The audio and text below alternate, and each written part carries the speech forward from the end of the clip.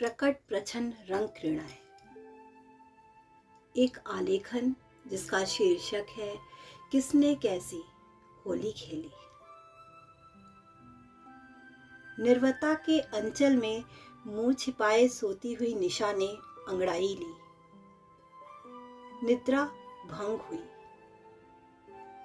उधर बाल रवि का चंचल मन गेंद की तरह उछलने लगा। आज होली है। अच्छा तो पहला वार निशा रानी पर ही सही। सूर्य ने रश्मि पिचकारी हाथ में उठा ली,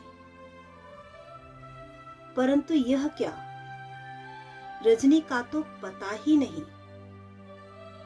वह कल की छोकरी नहीं वरन एक अनुभवी प्रौढ़ा थी।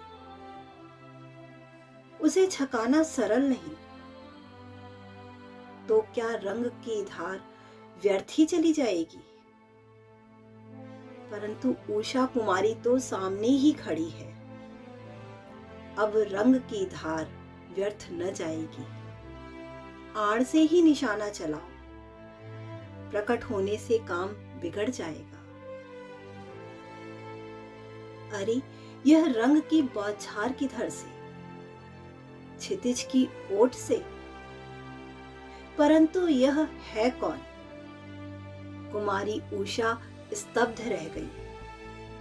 नोढ़ा की निर्णय शक्ति किन कर्तव्य विमूढ़ हो गई। अरे छोकरी, अभी तो प्रणय पथ पर तूने पहला ही कदम रखा है। मंजिल तक पहुंचने के लिए तुझे अभी कितने ही वन उपवन, कांटे सुमन और सरसरताओं को पार करना पड़ेगा। कितने ही सह यात्रियों के संकेत पर तुझे अपना मार्ग बनाना पड़ेगा। सुंदरी समीप आओ। गुलाल और रोली के अभाव में तुम्हारे कपोलों पर फीकापन है। अरे यह क्या, पुरुष के बाहुपास में कुमारी नव यौवना। पौरुष के आगे नारीत्व का महत्व ही क्या। लज्जा पराजित हुई। मर्यादा ने आंख मूंद ली। नारीत्व का प्रतिकार व्यर्थ हुआ। केवल आंसुओं पर ही तो नारी का अधिकार है। शेष पर तो केवल पौरुष का स्वामित्व है। जिसकी लाठी उसकी भैंस। अरुण कपोलों पर अश्रु बिंदु ढलक गए। आकाश ने उन्हें धरती पर बिखेर दिया। जगमलता प्रणय होली देखने उठ पड़ा, परंतु उषा ने कौमारी के साथ अपना अस्तित्व भी खो दिया। जग ने जिज्ञासु होकर चारों ओर देखा।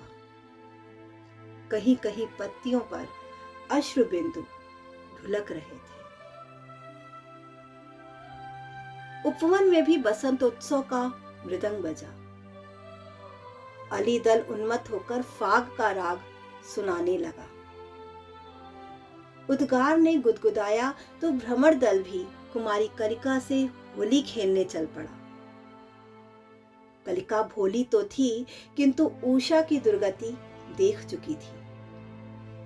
किशोरी सचेत हो गई।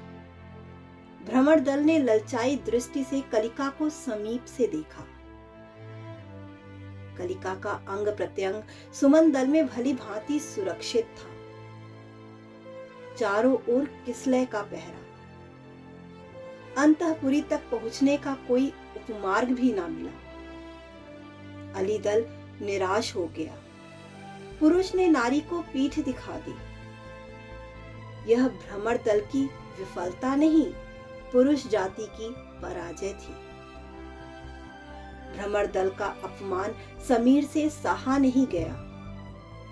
उसने कली को पहले धीरे से गुदगुदाया और फिर जोर से झकझोर दिया। कामनी का बसन अस्त व्यस्त हो गया। कलिका अर्धनग्न हो गई।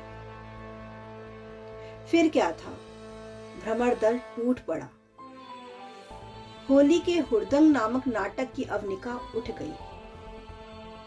कलिका मुख्य नायिका के रूप में मंच पर उपस्थित थी।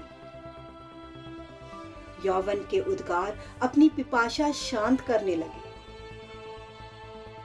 होली जैसे पावन पर्व के अवसर पर अनुचित शब्द का प्रयोग अशुभ माना जाता है। होली में सब कुछ उचित है। कलिका के अंग प्रत्यंग पर गुलाल और कुमकुम से बने मनमोहक चित्र झूमने लगे।